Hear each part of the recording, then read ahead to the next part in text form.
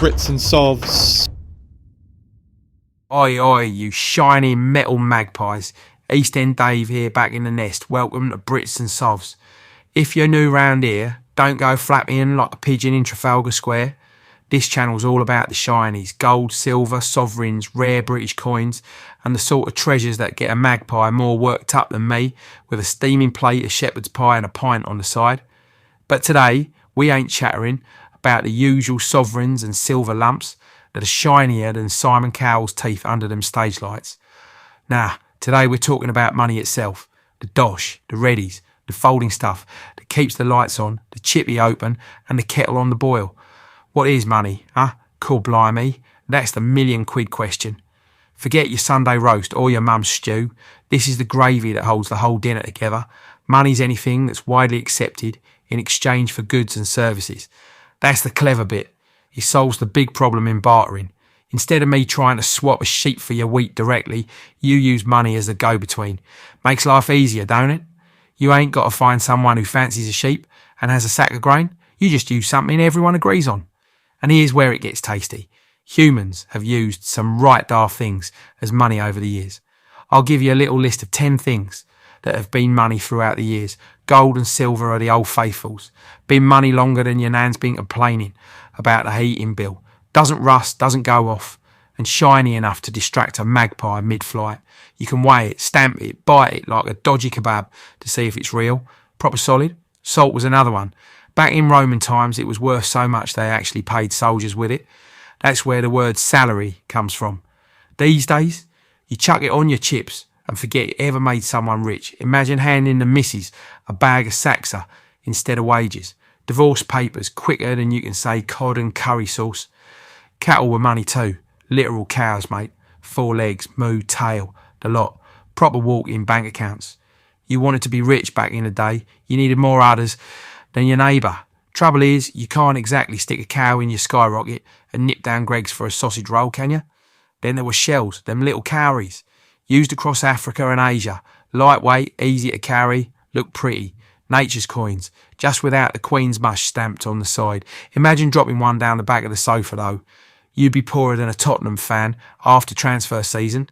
Tea was money once, bricks of it, pressed tight in China and Tibet. Pay your taxes with a slab, then snap a bit off for a brew. Beats contactless. Imagine whipping out a PG tips bar at Tesco. Boop, beep, sorted. In Russia, vodka was currency when rubles weren't worth the paper. Swap a bottle for bread, clothes, whatever you needed. Bit like a Friday night at my mate Gary's. Vodka's always currency till someone ends up sleeping in the bath. And don't forget cigarettes, especially in prisons and wartime. Didn't matter if you smoked or not, fags were gold dust. Could swap them for grub, favours, even socks.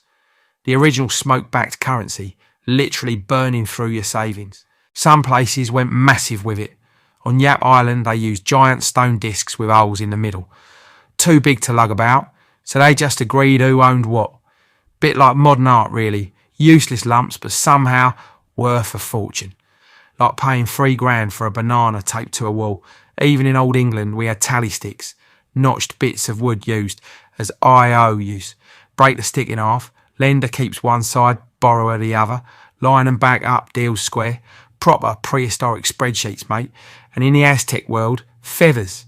Actual bird feathers. Exotic ones were money for luxury trades. Imagine trying that down a boozer. Pint of lager, mate. And keep the change. There's a sparrow's tail in it for you. Light money, literally. Now let's talk about what money actually does for us. The functions. First up, the medium of exchange. This one's simple. Money's the oil in the machine. Without it, we'd still be bartering, trying to swap chickens for chimney repairs. Imagine dragging a goat down Tesco, slapping it on the conveyor belt and saying, that should cover the Jaffa cakes and a crate of Stella. Nah, mate, money steps in so we can swap value without the livestock circus. You hand over a fiver, you walk out with your shopping, no goat in sight. Lovely jubbly. Second, the unit of account. This is where money's the scoreboard, the measuring stick. Everything's priced in it. You know exactly what a pint costs because it's on the ball. You don't have to think, that's worth 2 chickens and half a cow's worth of leather boots. Nah, money keeps score, so everyone's on the same page. Even if you're not buying, you're judging. Blimey, 15 quid for avocado toast. Unit of account, innit? Keeps us all moaning about the same things. Then there's the store of value. Now this is where things get interesting. The idea is you graft today, stash your earnings, and tomorrow they'll still buy the same kebab. Trouble is, some money's like trying to store water in a colander. Paper notes, inflation eats them quicker than Steve at the buffet. Gold and silver, solid. They'll hold value longer than the Queen's corgis. Bitcoin, jury's still out, but at least you ain't lugging a sack of spuds around as savings. But for money to do all that, it needs the right attributes. Let's walk through them. Durability. Money's got to last. You don't want it falling apart after one trip through the washing machine. Gold coins last centuries. A pound note doesn't even survive a night in your jeans pocket after a few pints. It's got to be tougher than Cliff Richard's face cream. Portability.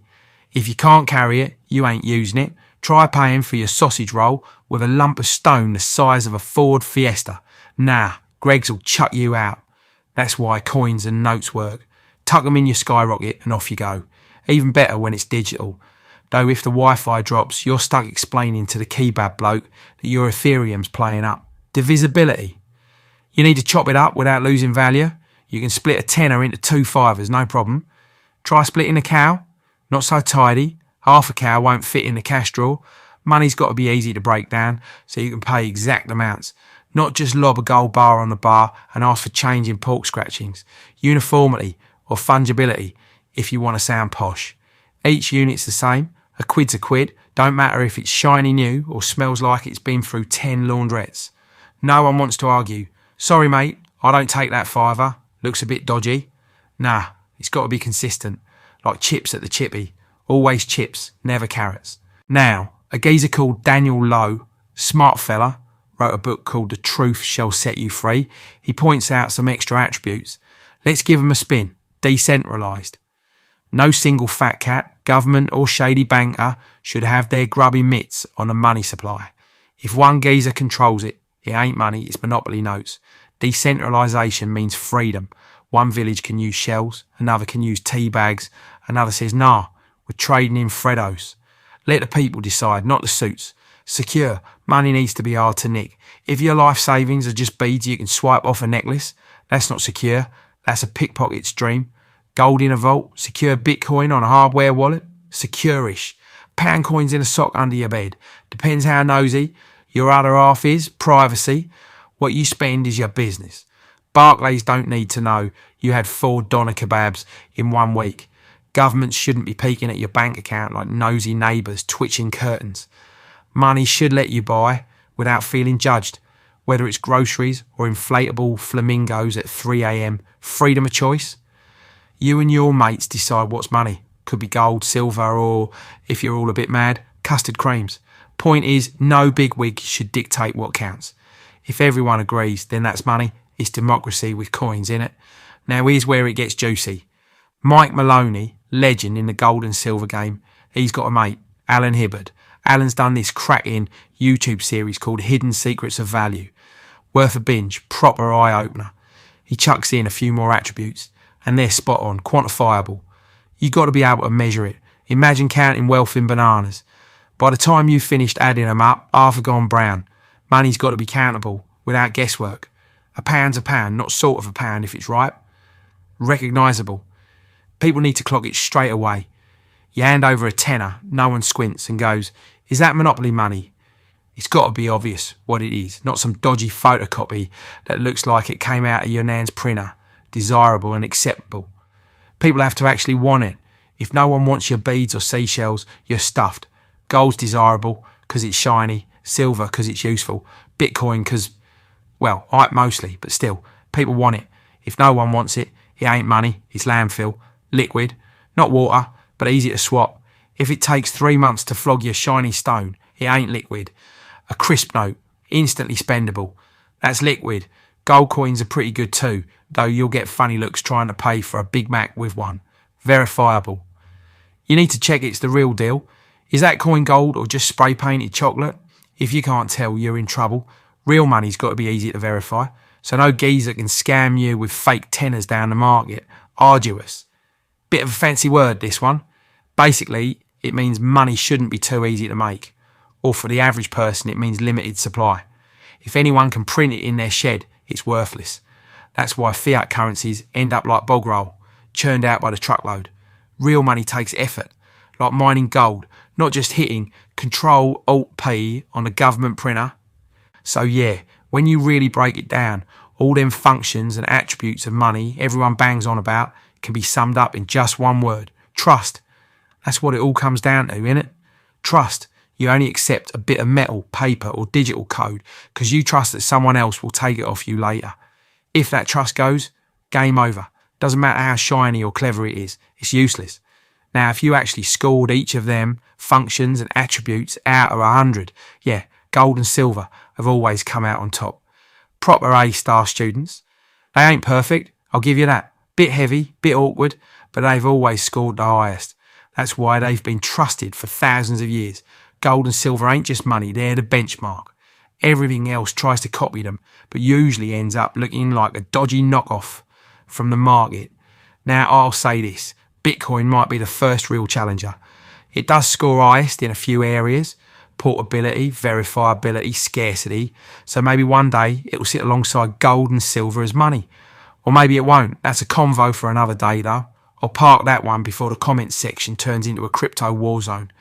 Anyway, money, when you strip it right back, is basically a ledger, right? A way to keep track of how much excess value a person's brought into the marketplace. That's your capital. Means how much more you've produced than you've consumed.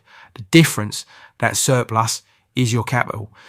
But here's the kicker. You can only save that capital if there's real money being used. Stuff like gold and silver, because that's the foundation of the whole capitalist system. Without real money, you ain't in capitalism, mate. You're in some weird hybrid that's got a few capitalist traits, but none of the backbone. It's like calling instant mash a Sunday roast. Close, but not the real thing. And just like with Bitcoin, that's another convo for another day. But if you want me to go into the different economic theories, or if you fancy a deeper dive into Bitcoin or crypto, drop it in the comments below. Give that like button a proper tap, make sure you're subscribed, and as always, stack high, stay golden.